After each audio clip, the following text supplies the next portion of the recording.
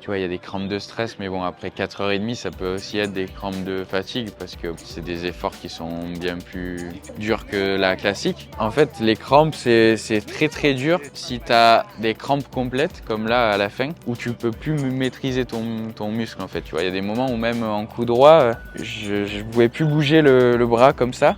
Jusqu'au moment où la balle elle arrive 1 mètre devant moi, où j'arrivais hop à tendre les bras pour pouvoir préparer, mais tu vois je pouvais pas faire un coup de qualité quoi. Si tu as des débuts de crampes c'est que du mental, si tu as ça c'est que de la survie en fait, donc tu peux jouer que comme tu peux en fait. C'est très très dur, il faut pas avoir peur de se faire mal aussi parce que ça fait vraiment mal des crampes et donc il faut courir sur des crampes et bon quand j'ai eu des crampes aussi dures comme ça je savais que c'était quasiment mort en fait. Et quand tu le vois checker les mecs dans le public, haranguer la foule et tout, tu te dis quoi à ce moment-là?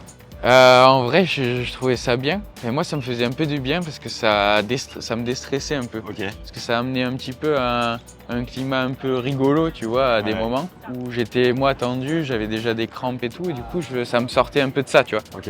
Mais par contre, c'est vrai qu'il y a des moments où quand ils sautaient de partout et tout, au 5e, j'étais là, putain, ça fait 2 sets que je crampe comme un rat et le mec, il saute dans tous les sens, tu vois.